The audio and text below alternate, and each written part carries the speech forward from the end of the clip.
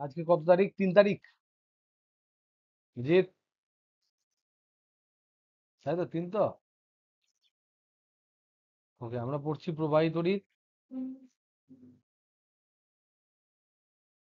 আজকে আমরা স্পেশাল একটা টপিক পড়বো, যেটা প্রবাহী তড়িতের লাস্ট থিওরিটিক্যাল ডিসকাশন। প্রবাহী তড়িতের লাস্ট থিওরিটিক্যাল ডিসকাশন যেটা, সেটা সম্বন্ধে আমরা আলোচনা করবো। তারপর আমরা অঙ্ক টঙ্ক করবো। প্রবাহী তড়িৎ যে চ্যাপ্টারটা রয়েছে, তার লাস্ট, তোমাদের সিলেবাস অনুযায়ী, থিওরিটিক্যাল ডিসকাশন। তারপর যে প্রবলেমগুলো আমরা আমি পাঠিয়েছিলাম গ্রুপে, তার মধ্যে অনেকগুলো তোমাদের অনেকে করেছো, অনেকগুলো করতে পারোনি। সেইগুলো সম্বন্ধে আমরা একটু ডিসকাস করবো। ওকে, এটা কি? এটা হচ্ছে, আমরা বেসিক্যালি খুব ছোট্ট একটা টপিক, কিন্তু খুব ইন্টারেস্টিং। সেটা হচ্ছে যে আমরা এই যে তড়িৎ প্রবাহর আণুবীক্ষণিক, মানে আণুবীক্ষণিক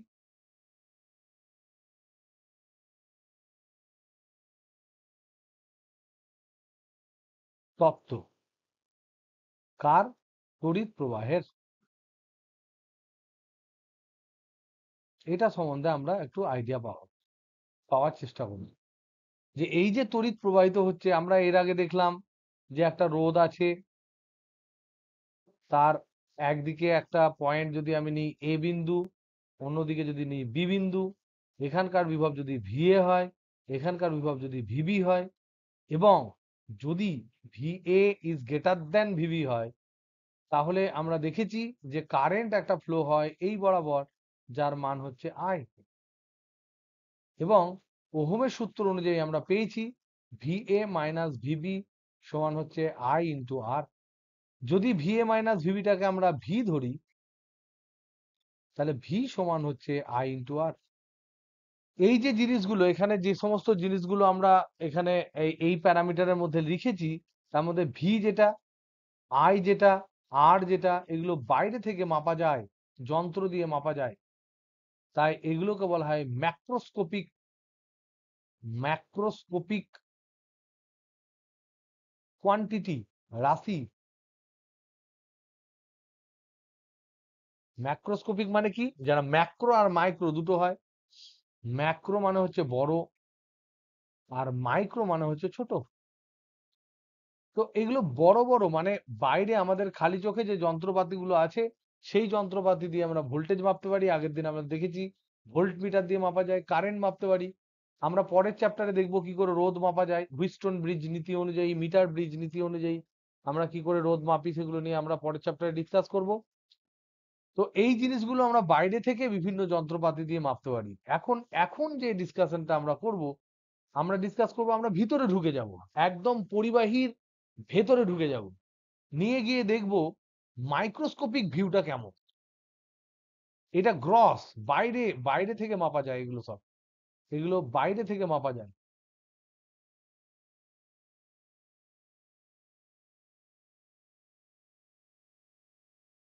আজকের যে স্টাডিটা আমাদের, আজকের যে ছোট্ট আলোচনা, সেই ছোট্ট আলোচনাটা হচ্ছে microscopic view, microscopic view of electric current. এই যে তড়িৎ প্রবাহ হচ্ছে, অ্যাকচুয়ালি ভেতরে কি হচ্ছে? বাইরে তো আমরা বলবো তড়িৎ প্রবাহিত হচ্ছে, রোধ আছে, অমুক আছে, তমুক আছে, রোধাঙ্ক আছে। অ্যাকচুয়ালি ভেতরে কি হচ্ছে সেইটা সম্বন্ধে আমরা জানতে চাইবো। তার মানে পরিবাহীর ভেতরে, পরিবাহীর ভেতরে মুক্ত ইলেকট্রনের প্রবাহ, মুক্ত ইলেকট্রনের প্রবাহ কেমন ভাবে হয়,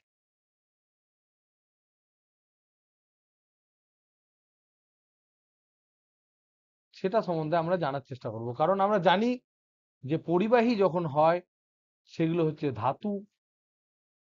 ধাতুর মধ্যে আমরা জানি যে ধাতব বন্ধন থাকে। কারণ ধাতুর মধ্যে কেলাস গঠন থাকে।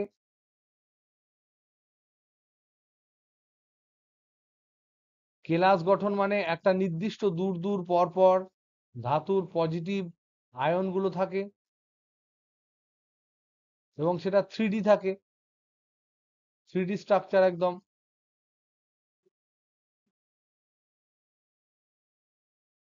এরকম 3D স্ট্রাকচারের মতো থাকে।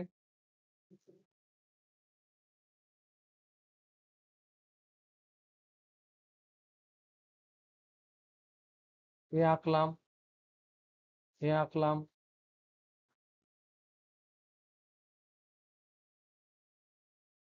ভুলভাল এঁকে দিয়েছি, তাহলে রাখি।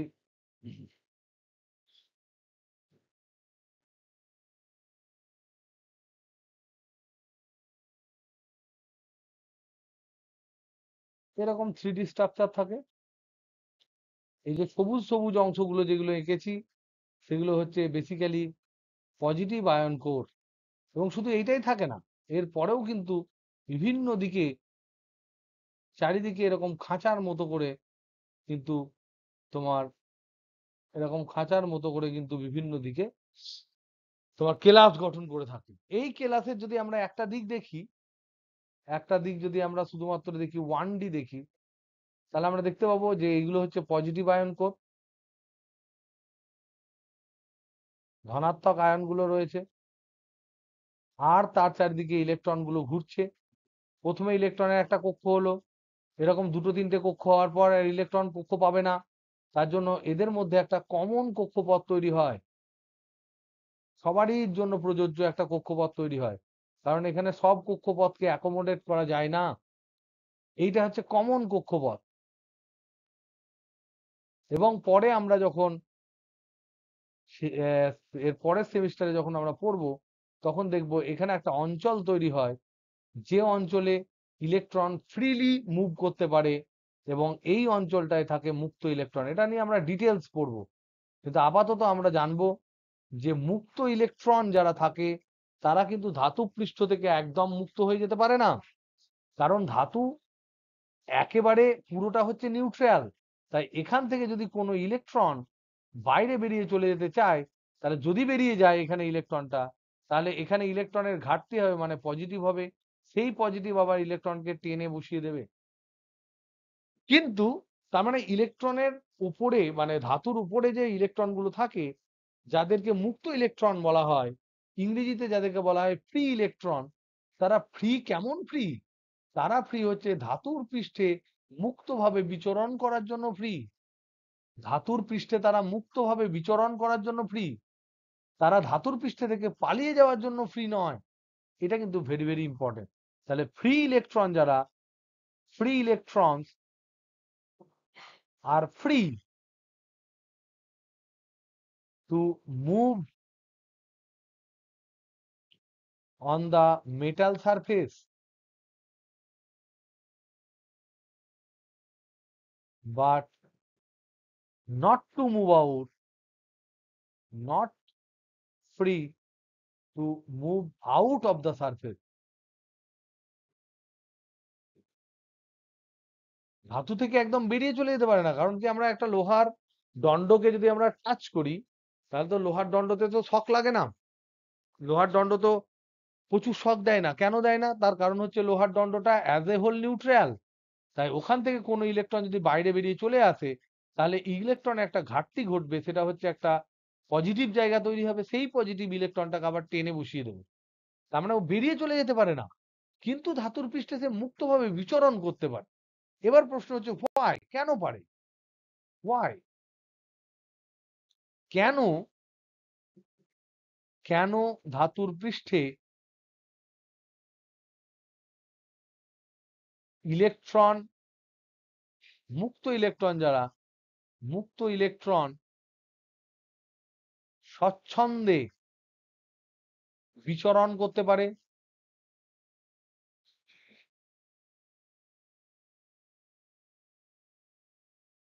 এই ইলেকট্রনের কি কোনো, ইলেকট্রনের মোশনের জন্য জন্য কি কোনো শক্তি ক্ষয় হয় না?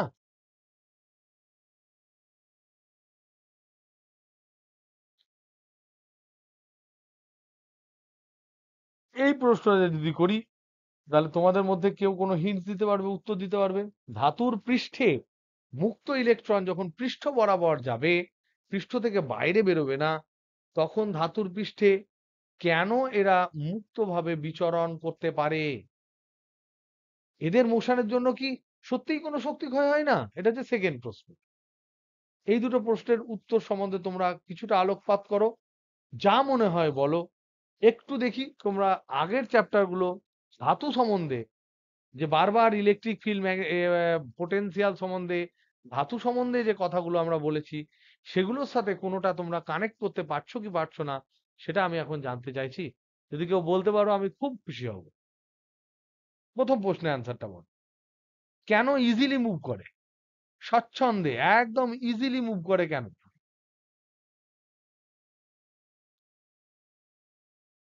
ওয়াই?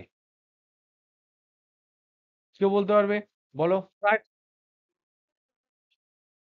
তাতে কি হবে? হচ্ছে ধাতুর পৃষ্ঠে প্রতিটি পয়েন্টে, প্রতিটি বিন্দুতে বিভব সমান। তাতে কি হবে গো? তাহলে এইটা ধরে নাও ধাতুর পৃষ্ঠ, এখানে ধরে নাও একটা বিন্দু আছে এ, এখানে ধরে নাও ধাতুর পৃষ্ঠে আর একটা হচ্ছে বি, এখানে ধরে নাও একটা ইলেকট্রন আছে এ, এখান থেকে এখানে গেল। তাহলে কোনো কাজ করতে হবে কি?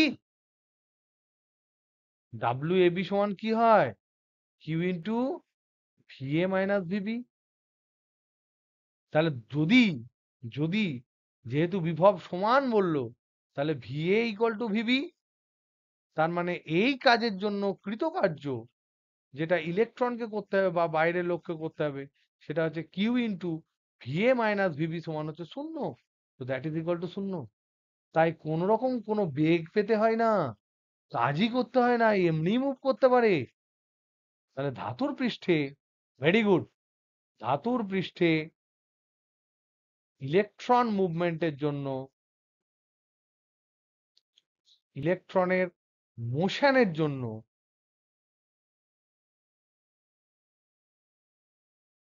এক্সট্রা কোনো তড়িৎ কৃতকার্য, তড়িৎ বলের জন্য কৃতকার্য দরকার হয় না।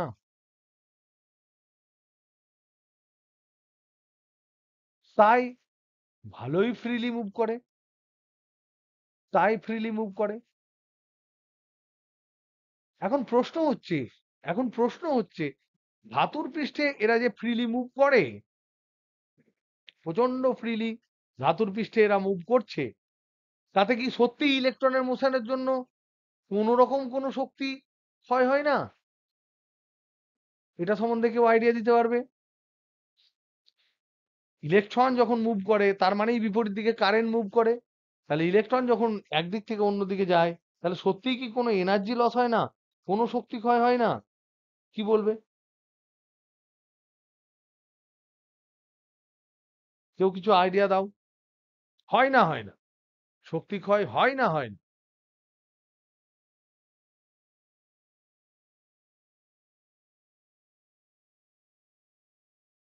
বল সৃজা বল। হয় না, হয় না কি বললি? বুঝতে পারলো না। হয় না, হয় না?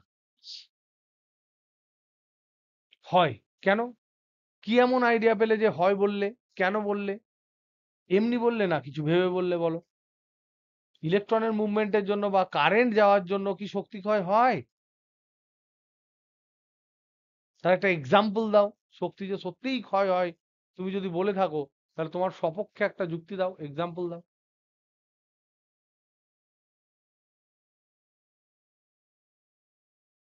বি, ধাতু পৃষ্ঠে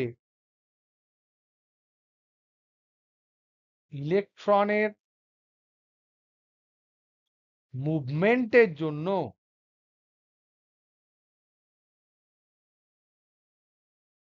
শক্তি ক্ষয়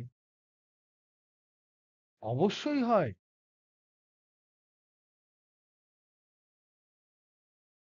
অবশ্যই হয়, কিন্তু সেটা তড়িৎ কার্যের জন্য নয়। শুধু কি শক্তি ক্ষয় তড়িৎ কার্যের জন্যই হবে তা তো নয়। তড়িৎ কার্যের জন্য নয়, আদার্স কিছু নিশ্চয় আছে।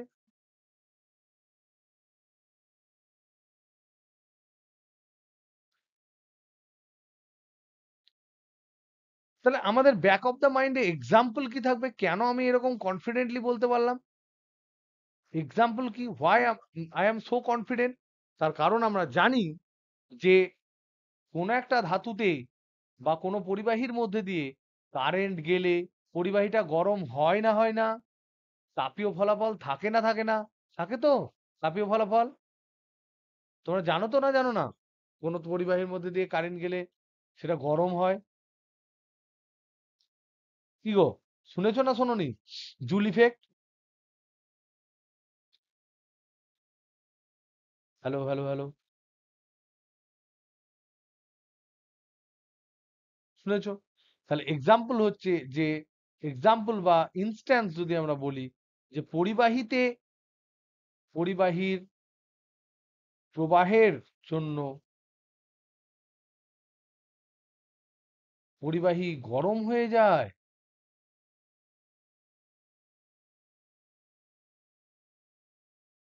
তার মানে তার মানে হচ্ছে এখানে তার মানেই এখানে হচ্ছে তাপ শক্তি উৎপন্ন হয়। তাপ শক্তি কোথাও যদি উৎপন্ন হয় তাহলে জানবে নিশ্চয় শক্তি ক্ষয় হয়েছে। কারণ শক্তি ক্ষয় হলেই সমস্ত রকমের শক্তি কিছু না কিছু অংশে তাপ শক্তিতে রূপান্তরিত হয়। কারণ তাপ শক্তি হচ্ছে যত ধরনের শক্তি আছে তার মধ্যে সব থেকে লোয়েস্ট গ্রেডেড এনার্জি, যেটা থেকে যেটা অন্য শক্তি থেকে তাপ শক্তিতে 100% কনভার্সন করা যায়, কিন্তু তাপ শক্তি থেকে অন্য শক্তিতে 100% কনভার্সন করা যায় না। তাহলে নিশ্চয়ই শক্তি ক্ষয় হয়েছে, এটা আমরা গ্যারেন্টি দিয়ে বলতে পারছি।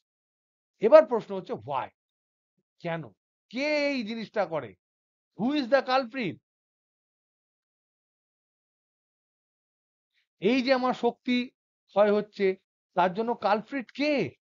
কেউ বলতে পারবে? পরিবাহীতে শক্তি ক্ষয় করার জন্য কালপ্রিট কে? কেন শক্তি ক্ষয় হয়? কোন জিনিসটা থাকার জন্য পরিবাহীতে ইলেকট্রন শক্তি হারায়, যার জন্য পরিবাহী গরম হয়ে যায়? কে কালপ্রিট? যে সমস্ত প্যারামিটার গুলো পড়েছো তার মধ্যে বলো, কে বাধা দেয়?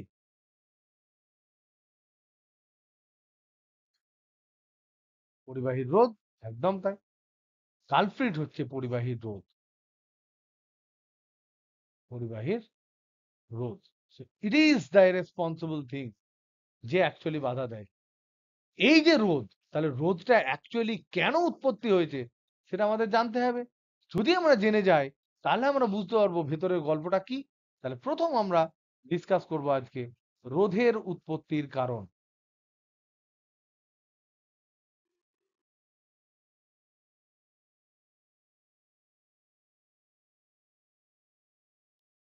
এই ক্ষেত্রে নিউক্লিয়াসের আকর্ষণ, very good question, very very very very good question, যে কি করে, ভেরি ভেরি গুড কোশ্চেন। এটা আমি হয়তো তোমাদের এখন করাইনি, তার কারণ হচ্ছে যে আমরা যখন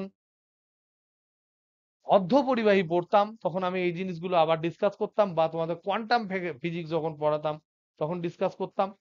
তো তুমি কোশ্চেনটা করেছো, আই এম ভেরি হ্যাপি, কারণ এটা করাটা দরকার ছিল। জিজ্ঞাসা করছে যে ইলেকট্রন গুলো যারা মুক্ত, তাদেরকে কি নিউক্লিয়াস টানে না? ফ্রি ইলেকট্রন গুলো কি কি ফ্রি ইলেকট্রন গুলোকে কি ধাতুর নিউক্লিয়াস টানে না?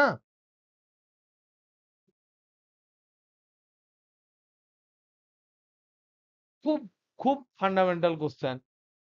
এটার অ্যান্সার হচ্ছে অবশ্যই টানে, অবশ্যই টানে। কিন্তু এখানে একটা মজা আছে, একটা মজা আছে। মজাটা এক্সপ্লেন করে দিই খুব শর্টলি।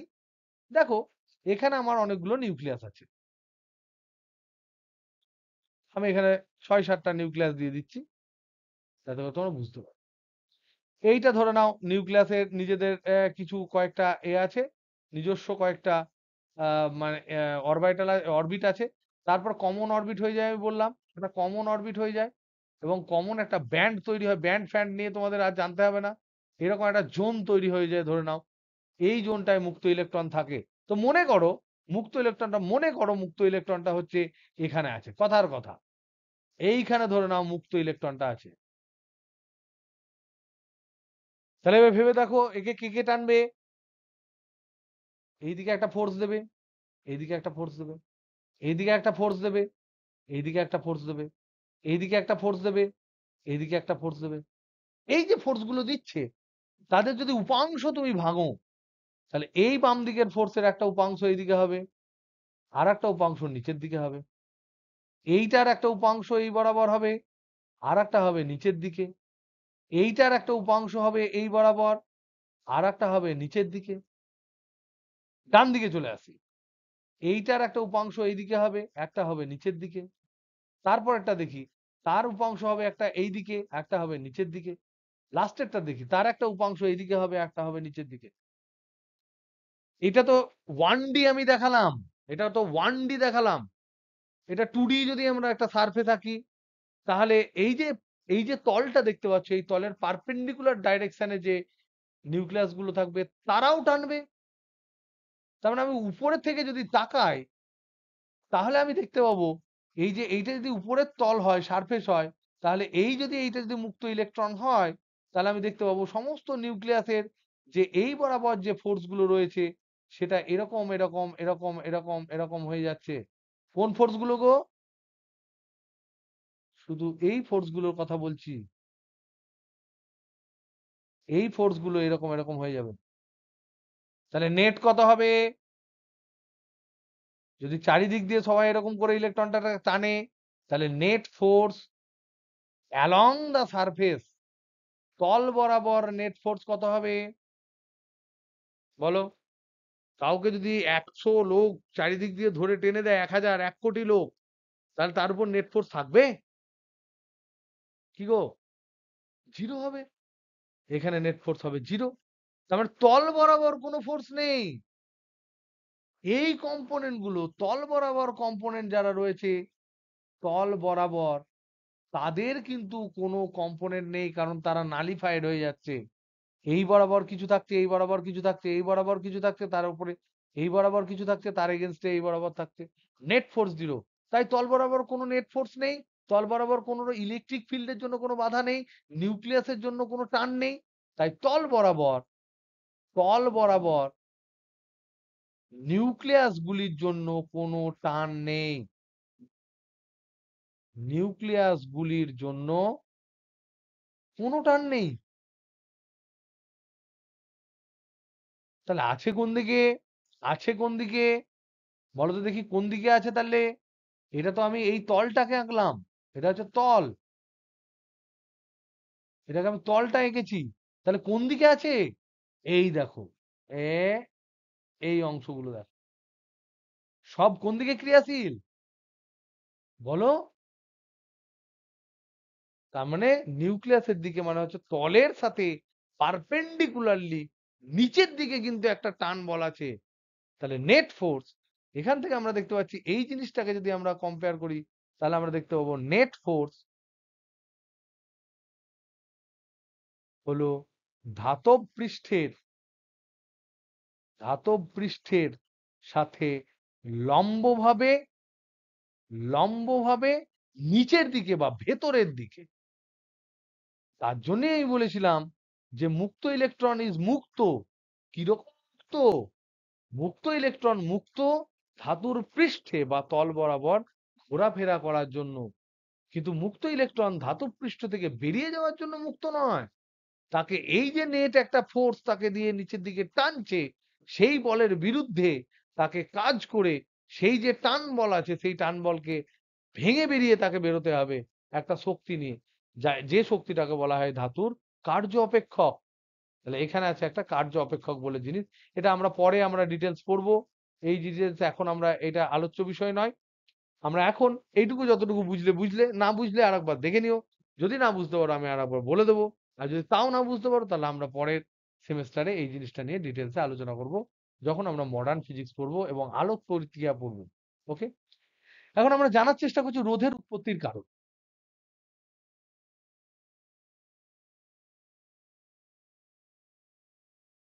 রোধের উৎপত্তির কারণ। এটা খুব মজার জিনিস। মজার জিনিস হচ্ছে কতগুলো ফ্যাক্ট আমি বলি। ফ্যাক্ট হচ্ছে যে ইলেকট্রন যেগুলো ফ্রি ইলেকট্রন তারা ধাতুর পৃষ্ঠে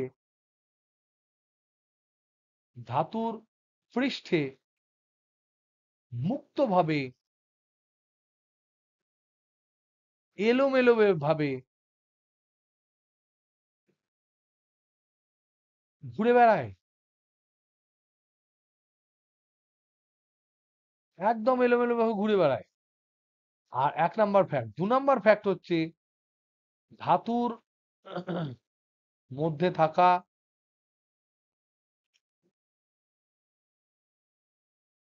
নিউক্লিয়াস বা পরমাণু কোনগুলো একদম পুরো পরমাণু হয়ে যায়। পরমাণুগুলি এরা কম্পনশীল। মনে রাখবে কম্পন সবসময় থাকবেই। প্রতিটা পদার্থই কিন্তু কম্পনশীল, সবাই কাঁপে। তার মানে এখান থেকে যখন এই যে নিউক্লিয়াস এগুলোর কথা বলছি, এরা কিন্তু এরকম উঁচু নিচু হয়ে কাঁপে। এরা যখন কাঁপে তখন এই যে ইলেকট্রনটা যেতে চায় তখন এরা এদের সাথে ধাক্কা খায়। এই যে দুটো ঘটনার জন্য কি হয়, ইলেকট্রন তার গতিপথে, ইলেকট্রন তার চলার পথে এই নিউক্লিয়াসগুলি যারা কম্পনশীল উপরের দিকে ধরো উঠে এসছে, সেই নিউক্লিয়াস বা পরমাণু বা অণু এদের সাথে ধাক্কা খায়, নিয়ে দিক পরিবর্তন করে ফেলে। দিক পরিবর্তন হয়ে যায়, আবার যায়, আবার ধাক্কা খায়, অন্যদিকে যখন যায় আবার ধাক্কা খায়, আবার দিক পরিবর্তন করে। যেমন করে আমরা যেমন করে আমরা গ্যাসের অণুগুলির বিচরণ দেখেছিলাম, কিন্তু গ্যাসের অণুগুলি বিচরণ করেছিল 3D একটা জায়গায়। ধাতুর পৃষ্ঠটা হচ্ছে যদি ফ্ল্যাট হয় তাহলে মুক্ত ইলেকট্রন গুলো ওই ফ্ল্যাট সারফেসের মধ্যে এলোমেলো ভাবে ঘুরবে। ধাতুর পৃষ্ঠ যদি জিগজ্যাগ হয়, ঢেউ খেলানো হয়, তাহলে ওই ঢেউ খেলানো সারফেসের মধ্যেই এই ইলেকট্রন গুলো যেগুলো মুক্ত ইলেকট্রন তারা কিন্তু জিগজ্যাগ মোশন করবে এবং জিগজ্যাগ মোশন করার সাথে সাথে তারা এই নিউক্লিয়াস গুলো যারা কম্পনশীল তাদের সাথে ধাক্কা খাবে। ধাক্কা খেলে তাদের পথে যাওয়ার পথে বাধা হয়ে দাঁড়াবে। এই যে বাধা, এই বাধাটাকেই বলা হয় রোধ। তার মানে এই ধাক্কার দরুন কি হবে, এই ধাক্কার দরুন ইলেকট্রনের গতি বাধাপ্রাপ্ত হয়। এই যে বাধা এই যে বাধা এই বাধাটাকে বলা হয় রোধ। এইটাকেই বলা হয় রেজিস্ট্যান্স। রেজিস্ট করছে, বাধা দিচ্ছে, তাই আমরা বলছি রেজিস্ট্যান্স। ওকে? না, এবার প্রশ্ন হচ্ছে তাহলে মুক্ত ইলেকট্রন গুলো কেমন ভাবে ঘোরে? তাহলে প্র্যাকটিক্যালি মুক্ত ইলেকট্রন গুলি ঠিক কেমন ভাবে ধাতব পৃষ্ঠে বিচরণ করে?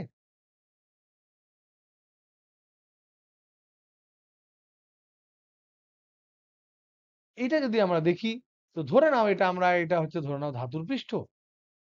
কথার কথা একটা এঁকে দিয়েছি, কোনো একটা ছোট্ট জোন নিয়েছি। তো দেখবো যে ইলেকট্রন যদি কোনো ধাতুর পৃষ্ঠে এদিকে যদি বিভব পার্থক্য না থাকে, বিভব পার্থক্য তুমি দাওনি, এদিকে পজিটিভ নেই, এদিকে নেগেটিভ নেই, কোনো আমি পোটেনশিয়াল ডিফারেন্স দিইনি, তাহলে এখান থেকে যদি শুরু করে ওই গেল কোথাও ধাক্কা খেলো, ধাক্কা খেয়ে বেগটা শূন্য হয়ে ফাট করে আবার বাড়লো, আবার ধাক্কা খেলো, আবার গেল ধাক্কা খেলো, আবার গেল ধাক্কা খেলো, এরকম এরকম এরকম এরকম এরকম এরকম মোশন করতে থাকবে। আলটিমেটলি দেখা গেল এইরকম কোনো ডাইরেকশন এলো। এখানে যে লজিক্যাল ব্যাপার যেটা হবে, বাঁকা পথ হবে না, সব স্ট্রেট পাথ হবে। এরকম জিগজ্যাগ মোশন হবে, জিগজ্যাগ হবে। যদি বিভব পার্থক্য সমান শূন্য হয় দুই প্রান্তের বিভব পার্থক্য যদি শূন্য হয়, তাহলে এই অনেকক্ষণ ধরে যদি আমরা দেখি, তাহলে দেখব ইলেকট্রনের যে গড় যে পজিশন, অবস্থান, গড় যদি আমরা ক্যালকুলেট করি, তাহলে দেখব সেটা শিফট করছে না। যদি পজিটিভ নেগেটিভ বাম দিকে ডান দিকে না দিই, তাহলে অনেকক্ষণ অবজার্ভ করলে আমরা দেখব ইলেকট্রন এরকম জিগজ্যাগ মোশন তো করবেই, কিন্তু জিগজ্যাগ মোশন করলেও সেটা ডান দিকে বা বাম দিকে শিফট করছে না। তাহলে যদি বিভব পার্থক্য, যদি দুই প্রান্তের বিভব পার্থক্য তোমার শূন্য হয়, তবে মুক্ত ইলেকট্রনের গড় অবস্থানের কোনো পরিবর্তন হয় না, গড় অবস্থানের কোনো পরিবর্তন হয় না।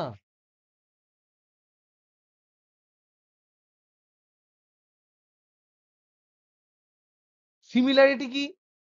এই যে ঘটনাটা, সিমিলারিটি কি? দেখো আমি কি বললাম, আমি বললাম এটা যদি ধাতুর পৃষ্ঠ হয়, এটা যদি ধাতু হয়, এই দিক দিয়ে ধরো ভি এ ভোল্টেজ দিয়েছি, এদিক দিয়ে ধরো ভিবি ভোল্টেজ দিয়েছি। এবার আমি বলে দিলাম V A equal to VB, দুই দিকে বিভব সমান, তার মানে ডেল্টা ভি সমান হচ্ছে শূন্য, বিভব পার্থক্য নেই। বললাম বিভব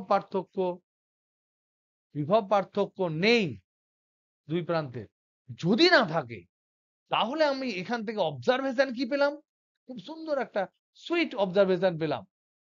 আমাদের যে অবজারভেশনটা হলো, সেটা বলতে পারছি আমরা যে গড় অবস্থান, কার গড় অবস্থান?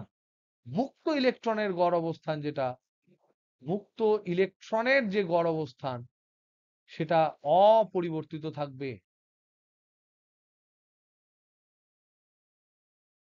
মানে ইলেকট্রন মুভ করবে না। এটা মানে কি ইলেকট্রন মুভ করবে না, সরবে না, দাঁড়িয়ে থাকবে? বলো তো দেখি, এটা মানে কি ইলেকট্রন মুভ করবে না, দাঁড়িয়ে থাকবে? নম্রতা,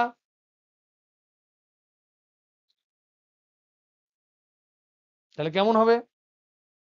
ইলেকট্রন একই জায়গায় আনাড়ির মতন বাম দিকে ডান দিকে নিচে উপরে যাবে, কিন্তু ও কিন্তু তার জায়গা চেঞ্জ করবে না।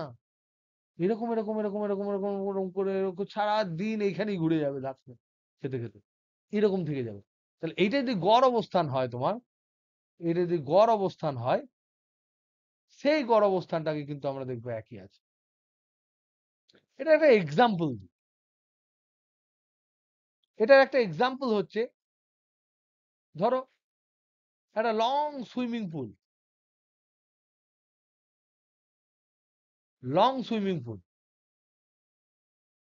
এরকম ধরনের সুইমিং পুল, লম্বা একটা সুইমিং, কথার কথা। এখানে ধরুন একটা সিট আছে বসার, আর সিট আছে, হেলানো সিট আছে। এখানে ধরে নাও কোনো একজন বসে আছে, এখানে আরাম করে বসে আছে। আর একজন এই জলে সাঁতার কাটছে, তার চোখ বেঁধে দিয়েছে, চোখ বেঁধে বলেছে সাঁতার কাটো। সে এদিক ওদিক সেদিক, এদিক ওদিক সেদিক, সে কিন্তু ফ্রিলি সাঁতার কাটছে। সে এরকম এরকম এরকম এরকম এরকম এরকম নানা রকম জায়গায় গেল এলো গেল এলো, গেল এলো, এরকম করতে করতে করতে করতে করতে করতে আবার উঠে পালিয়ে এলো এদিকে। তা তার গড় গড় কতটা চেঞ্জ হবে? গড় অবস্থানের কোনো পরিবর্তন হবে? এই সুইমারের গড় অবস্থানের পরিবর্তন কিন্তু হবে না। সুইমারের গড় অবস্থান অপরিবর্তিত থাকবে।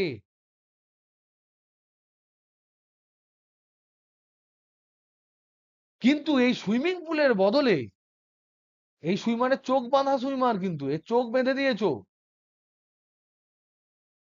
কোনো কন্ট্রোল নেই, কোন দিকে যাবে বুঝতে পারছে না, ও জানে না বাম দিক ডান দিক, এরকম কোনো নলেজ নেই তার, যেদিকে সেদিকে সাঁতার কাটছে, সে ধাক্কা খেলেই এদিক ওদিক চলে আসছে। তাহলে সেই মতো অবস্থায় সুইমার যদি 15 ঘন্টা সাঁতার কাটে, তাহলে দেখবে ঠিক ও তোমার চোখের সামনের ওখানেই তার গড়, যেখানে ও নেমেছিল সেখানেই তার গড় থাকবে, যদি সুইমিং পুলের কোনো স্রোত না থাকে। সিমিলার, কিন্তু এই সুইমিং পুলের বদলে এটা যদি নদী হয়, যদি একই ঘটনা একটি নদীতে যদি হয়, একটি চলমান স্রোতযুক্ত নদীতে যদি হয়, নদীতে হলে কি হবে? ওদেরকে মেঘ ফেঘ ডাকতে লেগেছে, তো আমি প্লাগটা খুলে দিলাম। ওকে, নদীতে হলে কি হবে? নদীতে হলে তখন এইটা ধরে নাও একটা নদী, কথার কথা, সে এই বরাবর, হ্যাঁ, তুমি ধরে নাও এখানে বসেছিলে, এই জায়গাটায় বসেছিলে, তুমি এখানে বসেছিলে, এখানে ওকে নামতে দিয়েছো, এখানে নামার পর তুমি এখানে আরাম করে শুয়ে আছো, চোখে দুটো ওই দিয়ে কি বলে চশমা পরে শুয়ে আছো, তখন দেখলে ও এখানে নামলো, ও এমনি এমনি এমনি এমনি, ও চোখ বাঁধা কিন্তু, ও এমনি এমনি করতে করতে করতে করতে করতে করতে করতে করতে করতে করতে করতে করতে যখন চোখ খুললো, সে দেখলো কোথায় আমি চলে এসেছি।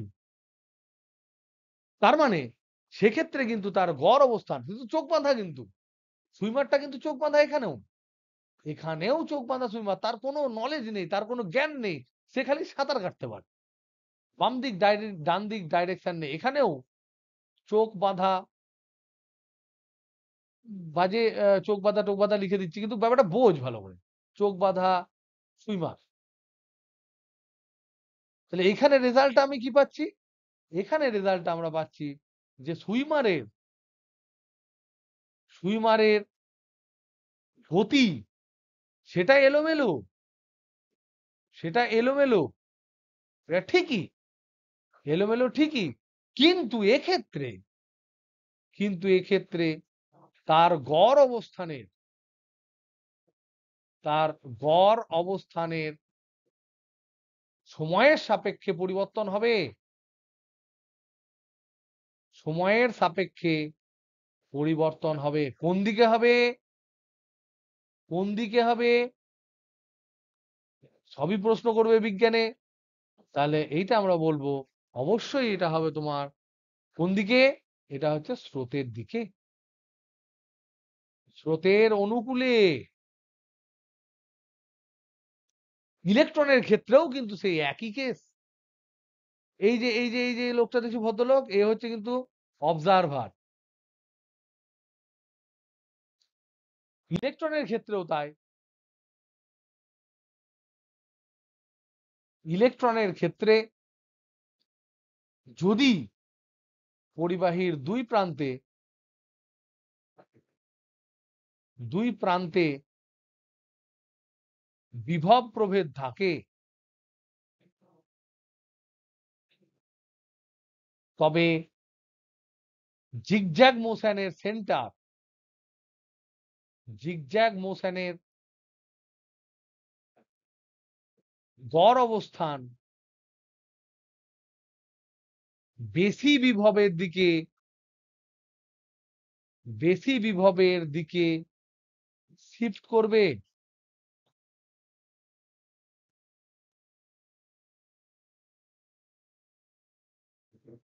তোমরা আওয়াজ পাচ্ছ কেউ? যা পাচ্ছিস আওয়াজ?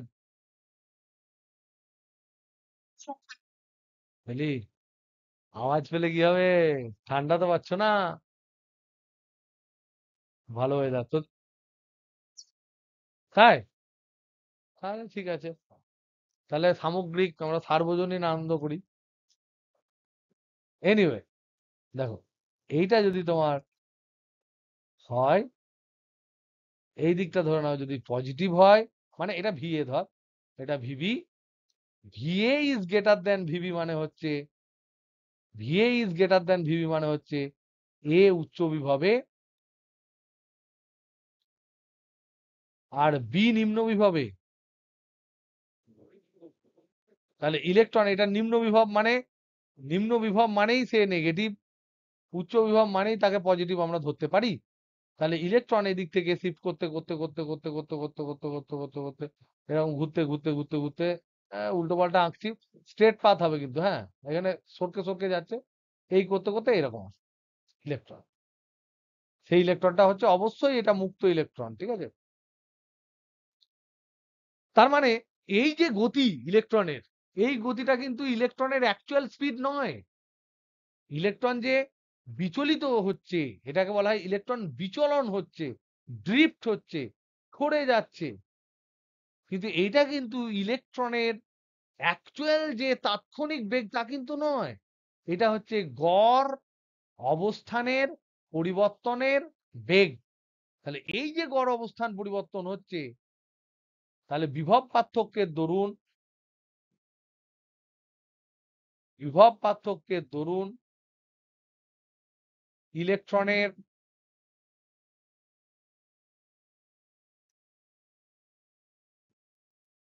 ইলেকট্রনের গড় অবস্থানের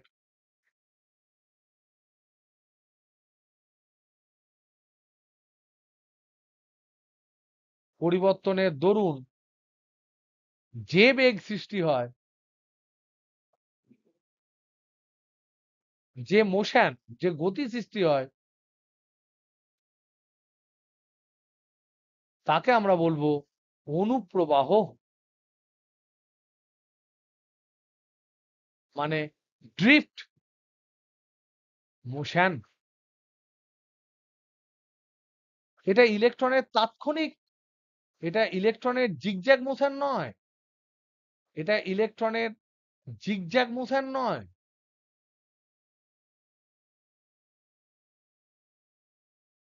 এটা অ্যাভারেজ পজিশনের, অ্যাভারেজ যে অবস্থান তার পরিবর্তনের গতি। এই যে অনুপ্রবাহ,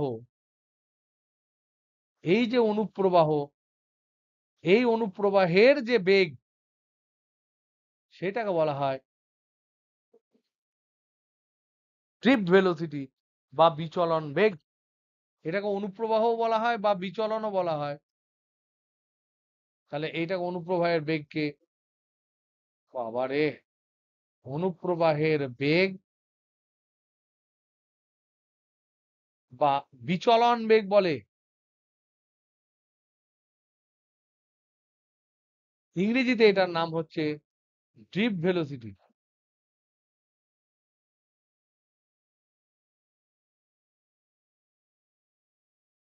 এই শুনতে পাচ্ছিস তোরা? শুনতে পাচ্ছিস?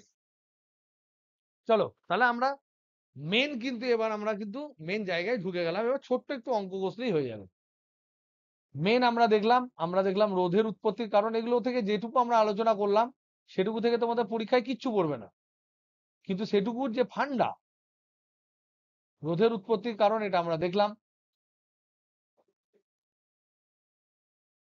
বিচলন বেগ দেখলাম বা অনুপ্রবাহের বেগ দেখলাম, এগুলো কারণ দেখলাম। এটাকে ভিডি বলা হয়, ভিডি, ড্রিফট ভেলোসিটি বলা হয়, ড্রিফট ভেলোসিটি। এগুলো সম্বন্ধে আমরা আইডিয়া পেলাম। এখন নতুন একটা রাশি সম্বন্ধে আমরা পড়বো, নিউ কোয়েন্টিটি, যেটাকে বলা হয় প্রবাহ ঘনত্ব।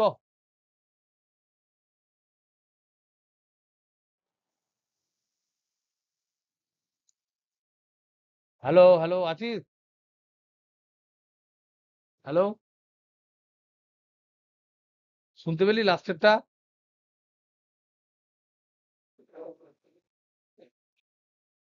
আজকে পড়ানোটা উচিত হবে না, বুঝলি?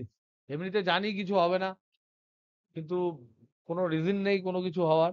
যদি এরকম বাঁধ ভাঙা আর এরকম ফাঁকা, ও বাবারে, ঠিক আছে, এসো আমার কাছে, আমি রেখে দিচ্ছি। হ্যাঁ, চলো tata, bye bye bye bye bye.